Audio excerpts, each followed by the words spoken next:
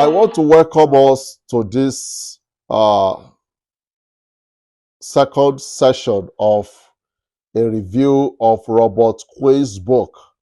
The title of the book is Deep Change, Discovering the Leader Within. That is the title of the book. And I believe you have a copy of the review of that book in your hand.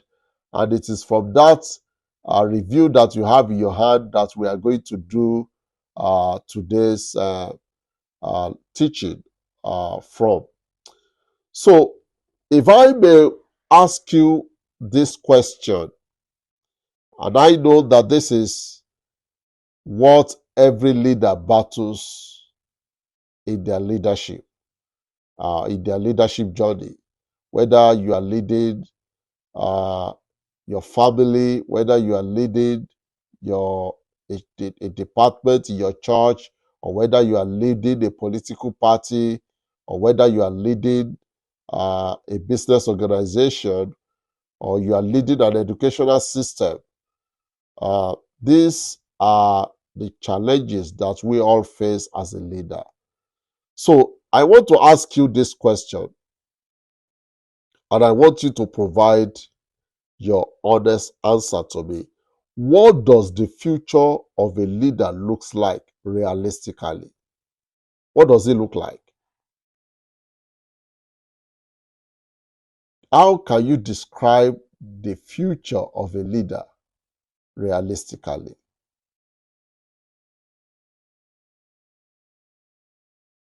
You are free to contribute, and it's important that you contribute.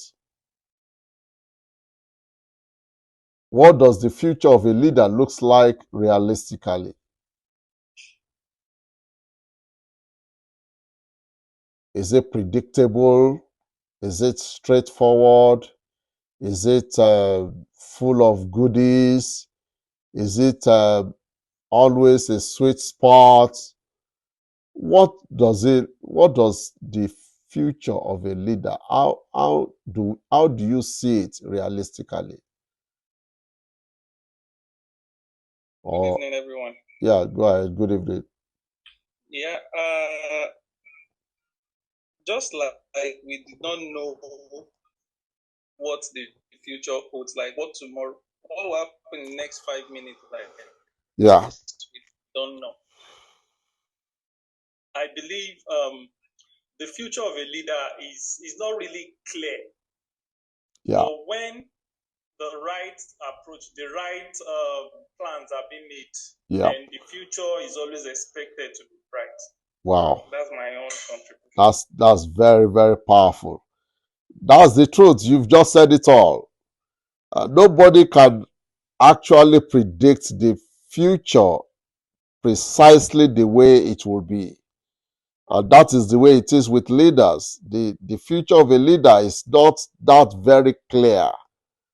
But with the right plan in the hand of that leader, he can be sure that he can do well in that future if he has the right blueprint in his hand.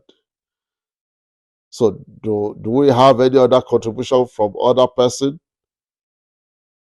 before we go further in that conversation? Anybody else contributing? Okay. The journey to the future, just like Toby said, is always foggy. You can't see clearly. You hardly even could see beyond your nose.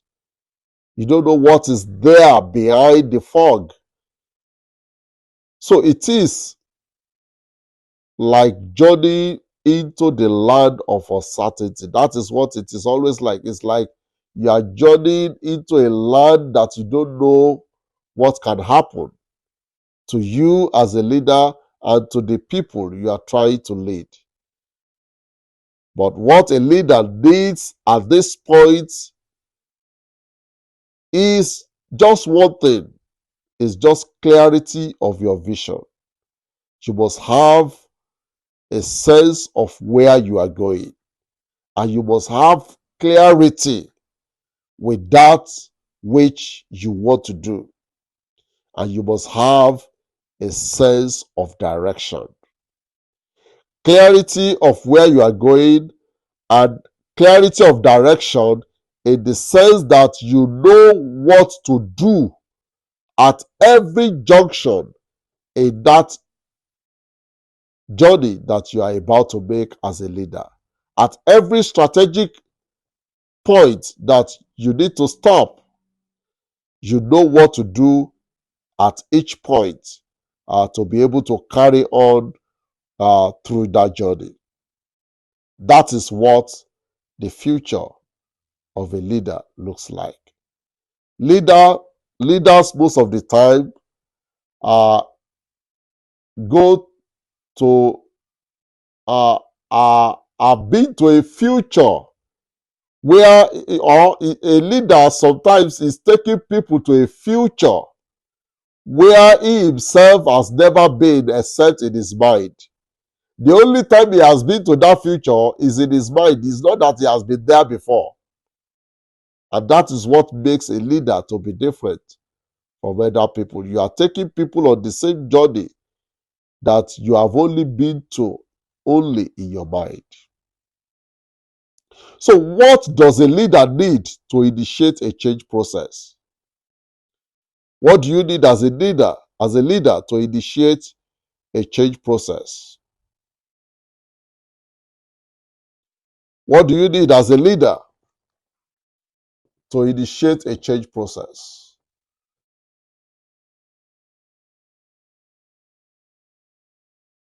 Please, let's talk. I want other people to contribute. I don't just want one person to just be speaking. You know, this is really your time. I want you to take advantage of it. What does a leader need to do to initiate a change?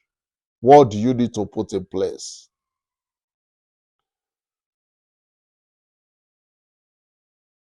I'm sure you have read the review of that book by Robert Quinn, and you've seen certain things that Quinn's believe that a leader must do to initiate a change.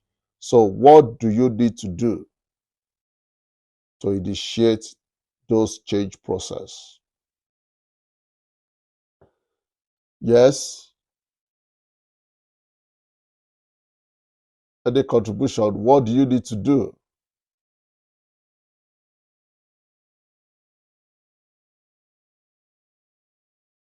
You can put it in the chat if you want to, but I would prefer that you speak up.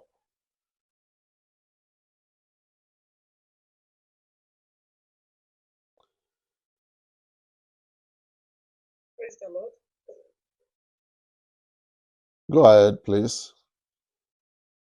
Um, to initiate the change as a leader, I think the change supposed to start from you. Yeah.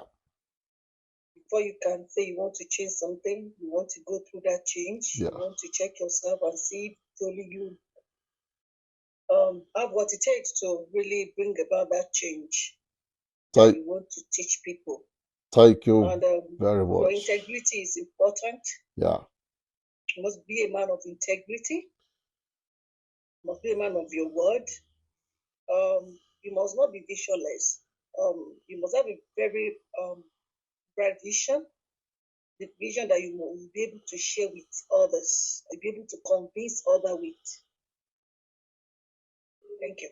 Thank you very much for that powerful contribution.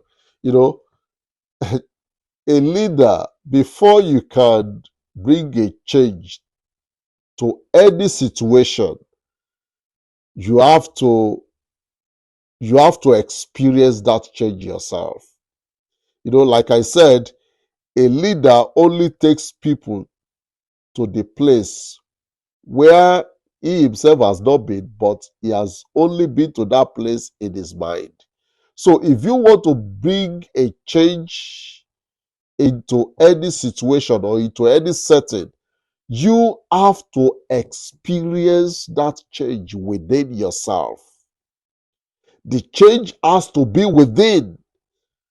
And I believe we have said this over and over again throughout this personal leadership journey. In our module 1, we emphasized it a lot. I think in our module 2, we said something about it. Now, in module 3, we are also re-emphasizing and re-echoing the same thing, that for you to bring about a change, the change has to begin with you.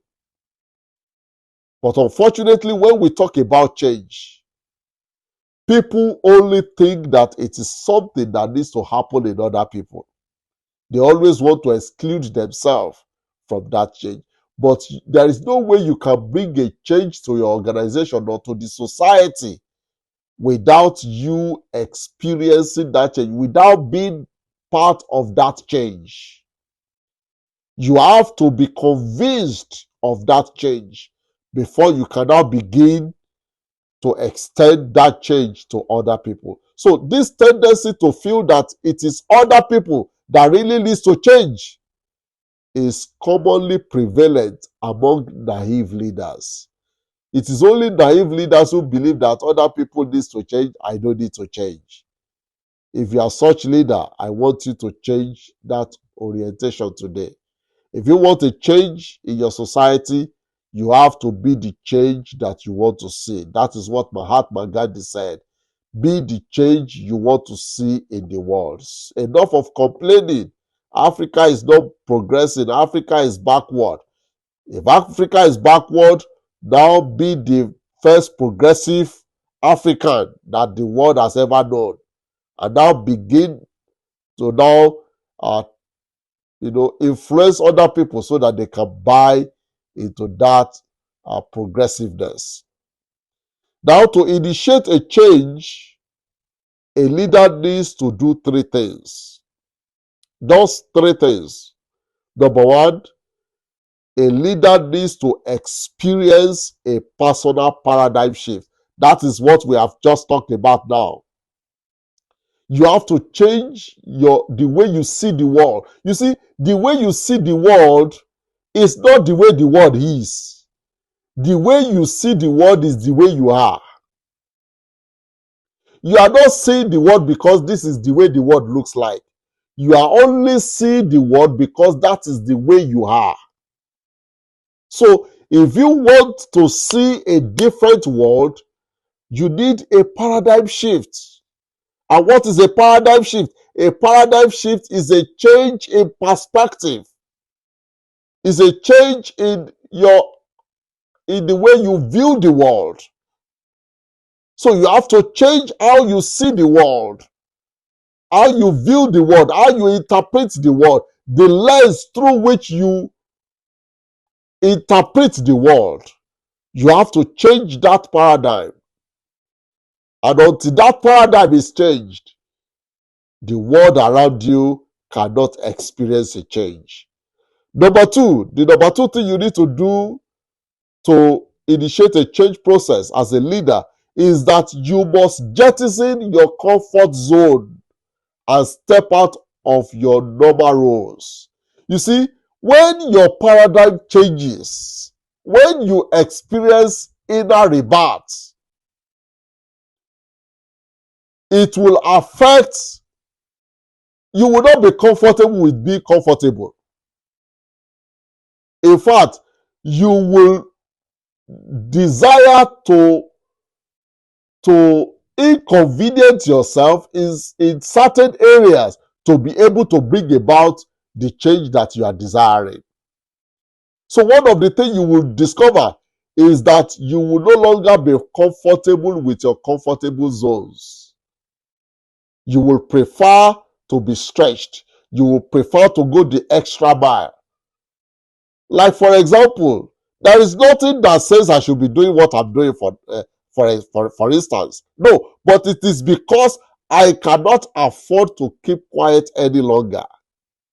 I have experienced so much change within myself that I cannot afford to hold on to myself and say, let Africa continue to be the way it is. No, Africa cannot be the way it is because I have experienced a change. That change must now be replicated in other people. So you have to jettison your comfort zone. You have to step out of the normal roles, the roles that you have become so familiar with, you have become so comfortable with. You now need to do the unusual to bring the transformation that our society deserves. The number 3 thing that you need to do to initiate a change, a transformational change, is that you must now embrace a personal daily growth plan. Now, in the next module, you are going to hear a lot about this because that is what we are going to do next. We are going to be focusing on becoming a growth-oriented leader. And to become a growth-oriented leader, you have to embrace a personal daily growth plan. It's not just something you will do today and forget about it. It's not something you will do for 1 week and forget about it. For example, personally, I have been on a personal growth plan since December 1996. It is very easy for me to tell you when I began because that was when I really began. So everything I was doing prior to that time, it wasn't contributing to my growth. But the day I decided that I was going to be growing as a person was December 1996. That was when I said everything about me must change. It must be forward ever and backward never. And let me tell you, I am not about to retire from it.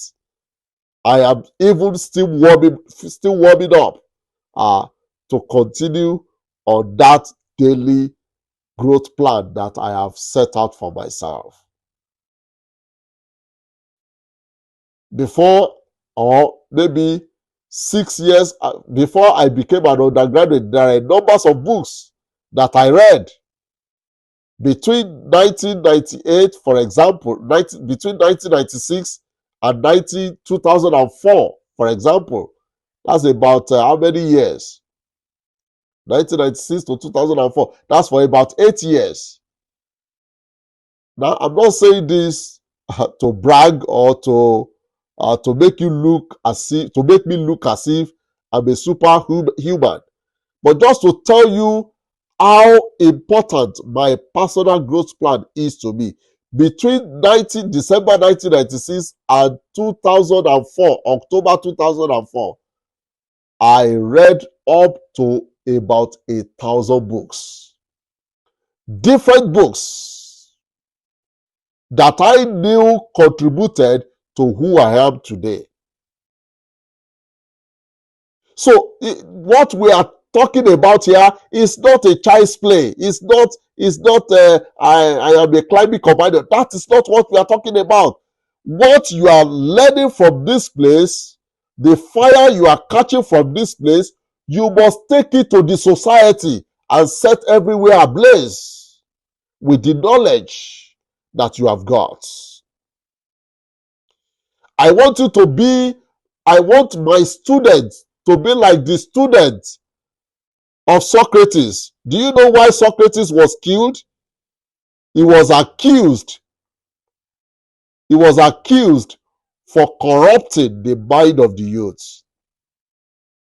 And let me tell you, I am not corrupting your mind, but I am telling you what you need to do to bring a change to yourself and to your society.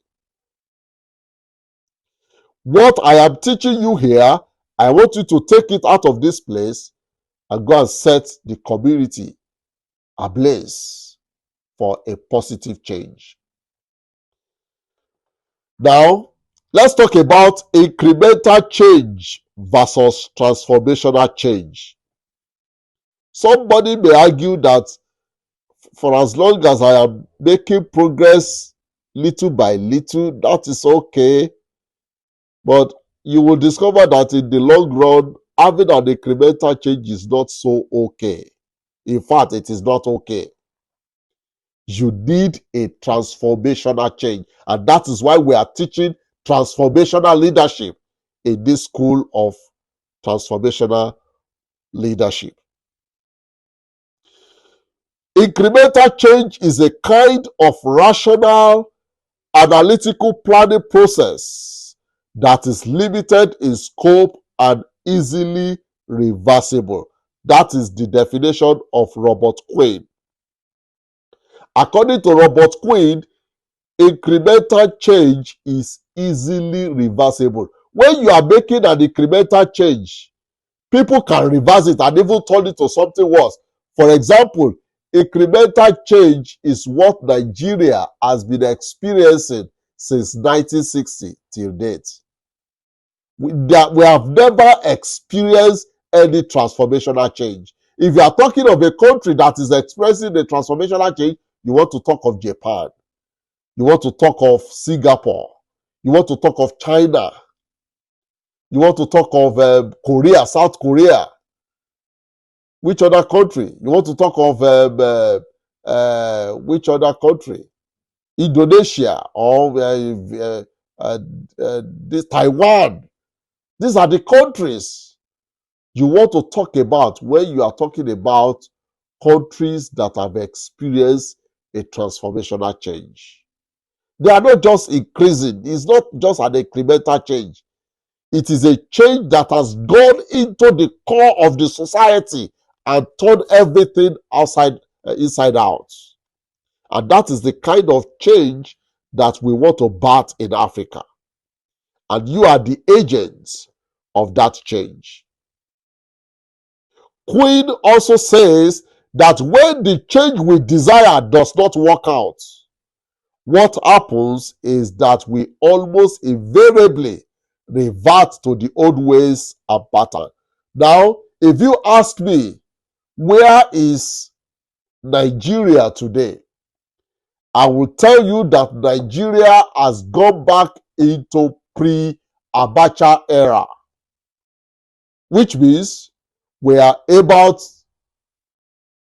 maybe 20 or 30 years backward.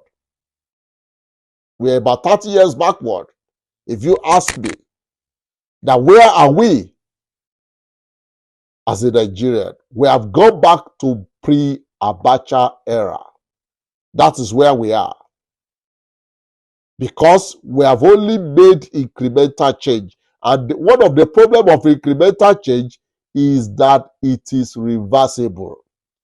You see, look at the scenario.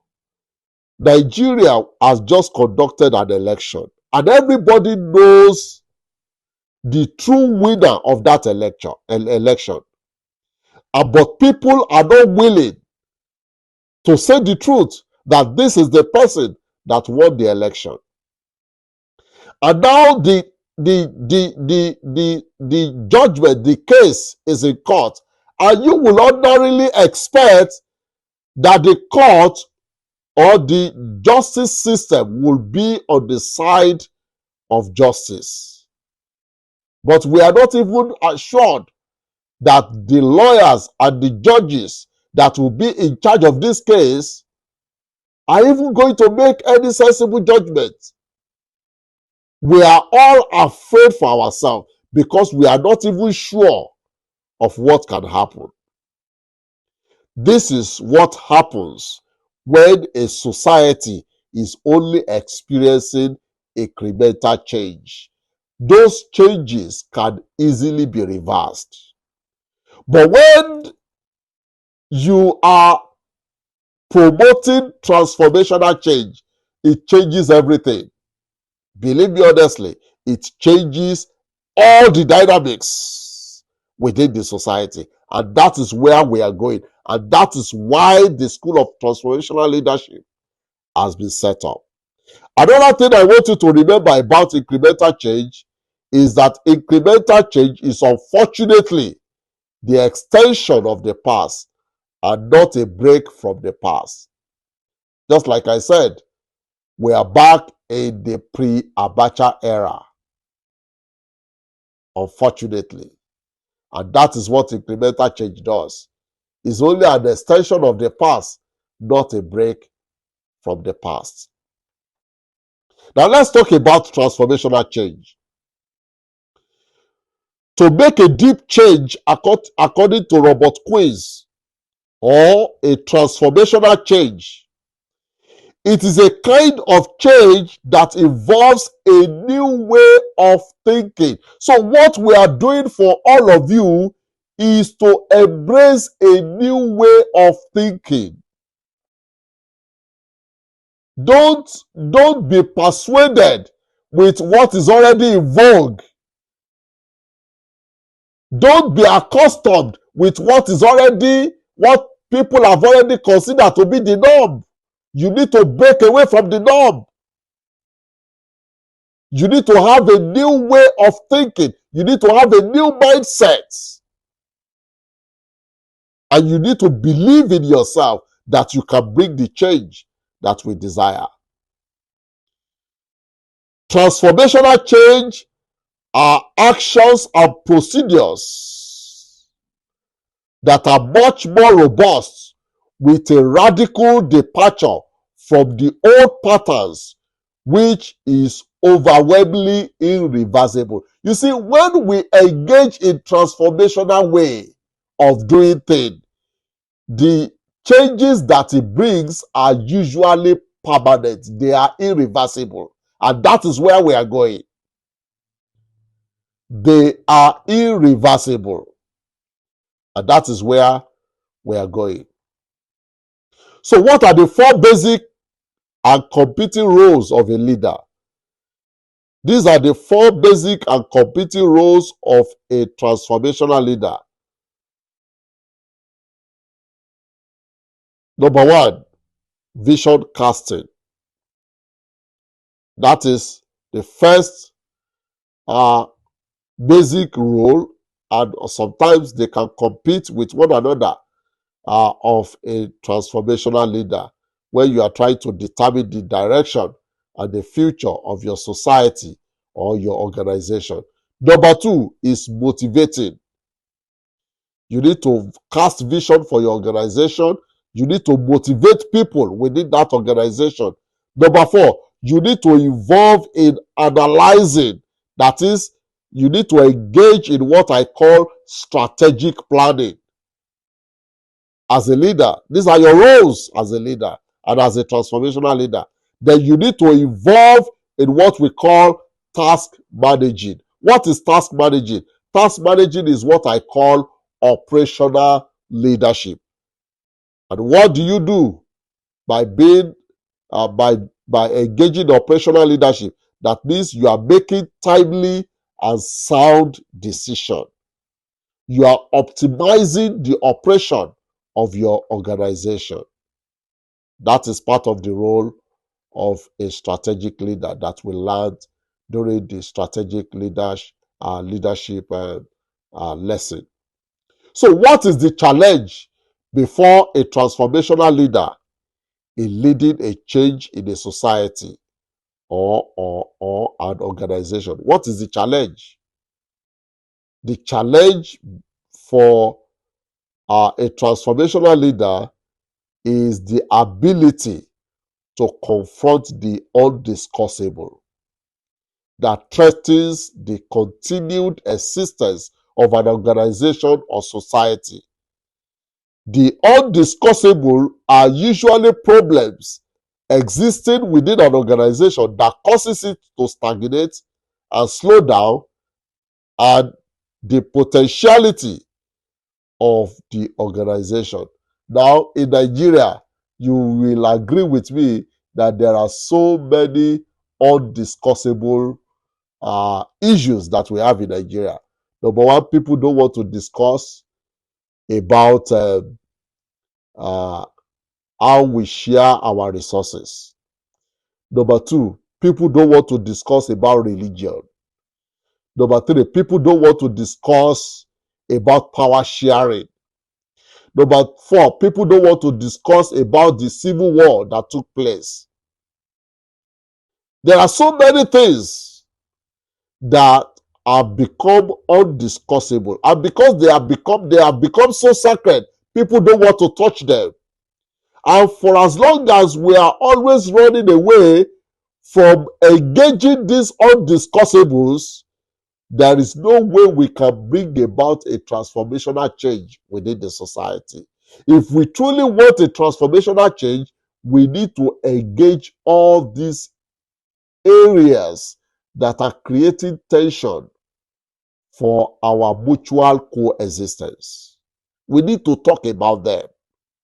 We need to come to a conclusion that this is going to be the way forward from them. And that is the way to bring about a transformational change in the society. I'm sure you know that in Nigeria today, they don't even teach history because the government are afraid that when they teach history, it will cause unrest within the society. This is part of the undiscussable that we are talking about. And there is no way you can have good citizens if they don't know the history of their country. One of the reasons why America is thriving so much is that even a kindergarten children pupil knows the history of America. They know the history. My daughter, who is in pre-kindergarten 2, knows some of the history of the country. She already knows the meaning of racism. She knows it. But in Nigeria, in Africa, we are always afraid of talking about these issues. And so long as we have these issues as undiscussable, then there is no way we can bring transformation. It will cause our society to stagnate, and it will slow down the potentiality of our commonwealth. Now, as I close in this session, I'd like you to cite some examples of leaders in history who reminds you of Robert Quinn's notion of deep change. What are the leaders that you have in history? I've been able to outline six of them. Six of them. Uh, about about five of them are late. Some of them are political leaders. Some of them are activists. Some of them are business mogul. But if you really look into the life of these people that I've mentioned, these are people that have disrupted the way that the society is organized today. Yes, I want to hear you mention some of the people that you know that are examples of leaders who who who reminds you of Robert Quinn's notion of deep change. Who are the leaders that you have in mind? You can put it in the chat if you want. All right, I'm going to mention them, and let me start from bottom up, because that is, by doing that, I'm starting from the oldest to the youngest, and even from the way they have also evolved in life. Number one is Mahatma Gandhi. Mahatma Gandhi is my own number one leader who represent the notion of deep change that we are talking about in this school of transformational leadership. Somebody mentioned South Korean president. I don't know his name, but if you can tell us his name, that would be very wonderful. Number two is Martin Luther King Jr. Martin Luther King Jr. was an activist, and he was also a religious leader. And in fact, we attended the same school together. So if you say I am an heir of Martin Luther King, you will not be making a mistake, because we both went to the same school to get our doctorate degree. Another person is Nelson Mandela, who is also an activist and also a political leader. Now, how many of us can remember Steve Jobs? Steve Jobs. For those of you who are using iPhone today, that was the handiwork of Steve Jobs. For those of you who can use internet on your phone, who can take pictures on your phone, who can do so many things on your phone, this was the man that put all the things that we were doing separately and put it in that little gadget in your hand. It was his hard work, and it has literally transformed the way we do business all over the world. That is what we call a transformational change. And it was orchestrated by Steve Jobs. Another person is Jeff Bezos. Jeff Bezos is the founder of Amazon. Amazon is an online commerce platform. Initially, they began by selling books online until they become a very powerful platform whereby people were now transacting business. Now, before you can publish a book, you will sweat. But this man literally broke the monopoly of book publisher and made it possible for anybody to be able to publish their book using the Amazon platform. If you publish your book today, you can take it to Amazon and sell it all over the world. That was, for me, a transformational change. And there are so many other things this man is doing. He has also gone into space industry. That is where he's working currently. He's building rockets now like Elon Musk. And he's doing a lot of things to ensure that we are able to travel to space and all that. And the biggest and the best of all for me is Elon Musk. This man changed the way we used to transport ourselves. Now everybody is now thinking of electric car.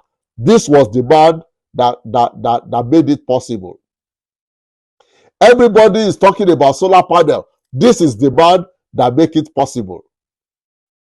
Everybody is talking about having internet in every remote area of the earth. This is the man that is making it possible. Just one man. He has literally taken over the entire spheres of human endeavor and is literally transforming it. Now the man has just recently acquired Twitter and is already, if you see the transformation that is going on in Twitter now, I mean, I am seriously impressed with this man. And he's doing so many things. Now, if you have heard about ChatGPT, the AI open source company that has just produced some AI technology that can mimic people and do all kind of things with artificial intelligence. He was once the founder of that AI, OpenAI. He was once the founder before he relinquished his position as the founder of that organization. So you can see this man literally transforming every part of our lives. You also can be this man. You can also bring change to our society by becoming another Elon Musk, by becoming another Jeff Bezos, by becoming another Steve Jobs, by becoming another Nelson Mandela, by becoming another Martin Luther King Jr., by becoming another Mahatma Gandhi. You can literally become any of these wonderful people. Now, somebody mentioned the inventor Michael Aldrich. What did he invented? I don't know. Okay, his work made e-commerce a big deal today. Yes. Well, I've not heard about him, but according to what Toby is saying, Michael Aldrich effort is also contributing to how the e-commerce has become very sustainable today. So you may have some other people that you also think. I'm not saying that these are the only uh, transformational leader that we have in history. If you want to talk about Thomas Edison, you want to talk about Rockefeller, you want to talk about Andrew Carnegie, you want to talk about J.P. Morgan. There are so many of them. There are so many of them. So you also can put your name among these people, and then the society will be better for it. So if you have any question, please go ahead and ask so that we can trash it together, and then go to prepare for the next lecture, which will be coming up next week.